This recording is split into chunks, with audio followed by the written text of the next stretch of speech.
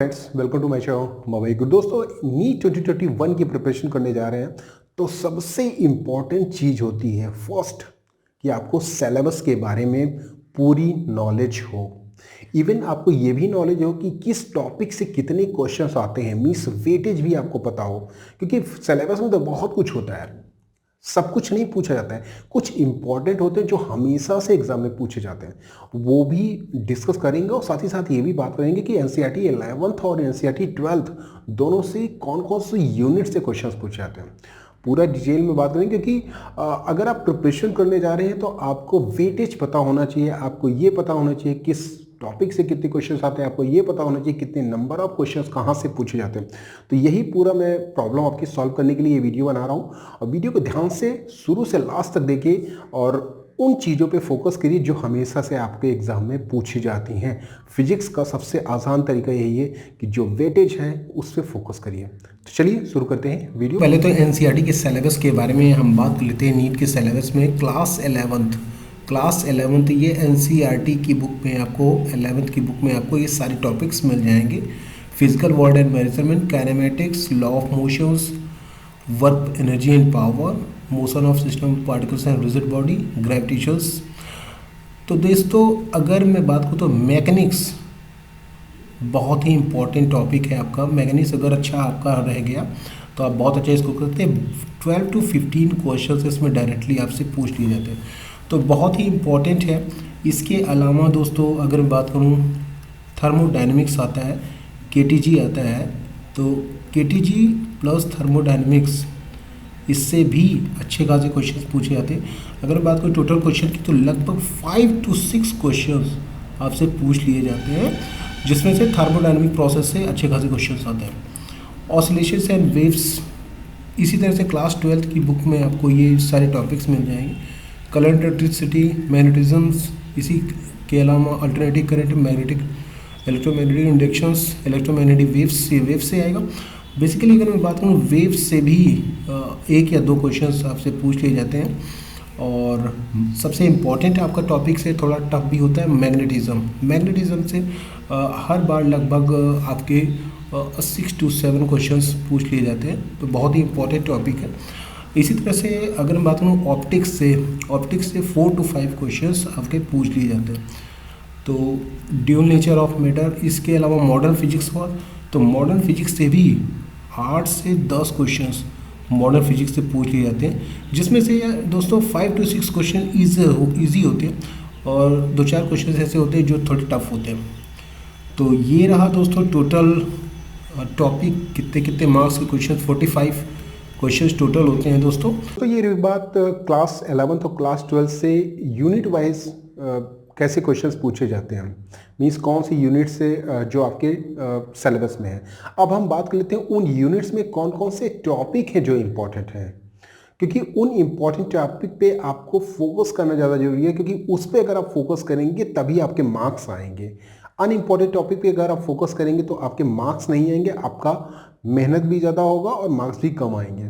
तो चलिए बात कर लेते हैं पूरी डिटेल में क्लास 11 और क्लास 12 से कौन कौन से टॉपिक्स हैं जो इंपॉर्टेंट है और कितने नंबर ऑफ क्वेश्चंस पूछे जाते हैं और कितने मार्क्स के क्वेश्चन आपको श्योर एग्जाम में मिल सकते हैं, क्योंकि यही एक स्ट्रेटजी है जिससे आप फोकस कर सकते हैं फिजिक्स पे। सबसे पहले दोस्तों देख लेते हैं मेजरमेंट से आपका एक क्वेश्चन जरूर से जरूर पूछा जाता है, बहुत ही इम्पॉर्टेंट है। काइनेमेटिक्स में मोशन इन स्ट्रेट लाइन, इससे 1 या 2 क्वेश्चंस पूछ लिए जाते हैं। इसी तरह से अगर हम बात करें मोशन इन अ प्लेन, उससे भी क्वेश्चंस पूछ लिए जाते हैं, 1 से 2 क्वेश्चंस। तो टोटल 2 से 3 क्वेश्चंस पूछ लिए जा सकते हैं दोस्तों इससे, काइनेमेटिक्स से। इसी तरह से लॉ ऑफ मोशन से 2 to 3 क्वेश्चंस आपके पूछ लिए जाते हैं, तो बहुत ही इम्पॉर्टेंट है लॉ ऑफ मोशंस। इसी के अलावा अगर हम बात करें वर्क, पावर और एनर्जी, ये तीनों को मिला के दोस्तों, ये तीनों को मिला के कंबाइंड करके जो क्वेश्चन पूछे जाते हैं वो 2 से 3 क्वेश्चन पूछ लिए जाते हैं। नॉर्मली 2 क्वेश्चन तो मिनिमम आते ही आते हैं।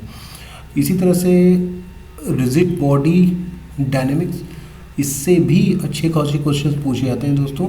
लगभग 2 to 3 क्वेश्चन आपके यहाँ से पूछ लिए जाते हैं। ग्रेविटेशंस में दोस्तों, ग्रेविटेशंस में आपके कम से कम 2 क्वेश्चंस आपके पूछ लिए जाते हैं ग्रेविटेशन से। इसी तरह से अगर मैं बात करूँ प्रॉपर्टीज़ ऑफ बल्क मैटर, बहुत ही इंपॉर्टेंट टॉपिक्स है। इसमें भी mechanical property of solid, fluids mechanics और थर्मल प्रॉपर्टीज़, ये टोटल मिला के 3 to 4 क्वेश्चंस यहाँ से, मीन्स बहुत इंपॉर्टेंट टॉपिक्स है प्रॉपर्टीज़ ऑफ बल्क मैटर, इसको ज़रूर पढ़िएगा। और थर्मोडायनेमिक्स की अगर हम बात करें तो थर्मोडायनेमिक्स जैसे मैंने पहले बताया था 2 to 3 क्वेश्चंस इससे पूछ लिए जाते हैं। KTG से भी 1 से 2 क्वेश्चंस आपके पूछ लिए जा सकते हैं। इसी तरह से दोस्तों वेव से, ऑसिलेशंस एंड वेव से, मीन्स सिंपल पेंडुलम ऑसिलेशन से कम 1 से 2 क्वेश्चंस, मीन्स एक क्वेश्चन तो आपसे पूछा जा सकता है। वेव से भी कम 1 से 2 क्वेश्चंस, मीन्स वेव से भी 1 से 2 क्वेश्चंस पूछे जा सकते हैं। तो ये मैं इन डिटेल बता दे रहा हूँ आपको। इसी तरह से परफेक्ट गैसेस KTG मैंने बताया कि लगभग 1 या 2 क्वेश्चन पूछ लिए जाते हैं। इलेक्ट्रोस्टैटिक, जैसे 12th में आइए आप, इलेक्ट्रोस्टैटिक से दोस्तों ये मान के चलिए इलेक्ट्रिक चार्ज हुआ, इससे 1 से 2 क्वेश्चंस पूछ लिए जा सकते हैं।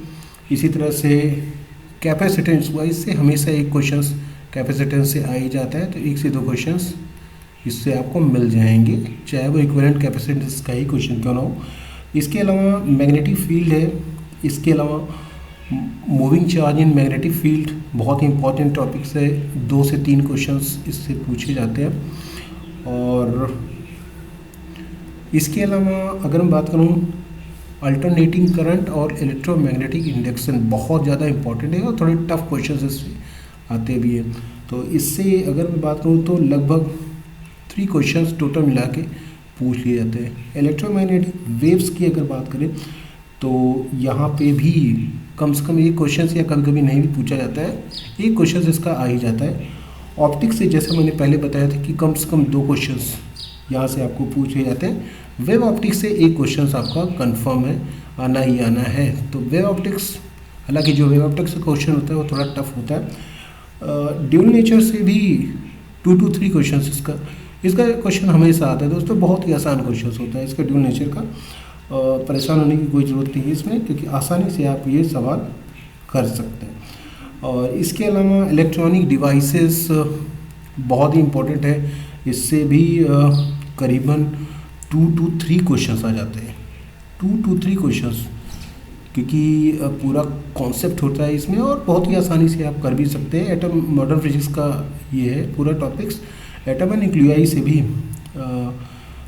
2 to 3 क्वेश्चंस आपके मिनिमम आ जाते हैं। 2 क्वेश्चन तो एटम एंड न्यूक्लियाई का आपको मिलेगा ही मिलेगा। तो ये पूरा दोस्तों मैंने यहाँ पे डिटेल में बता दिया आपको कि किस टॉपिक से कितना क्वेश्चन आता है, तो इन टॉपिक्स पे आपको फोकस करना होगा।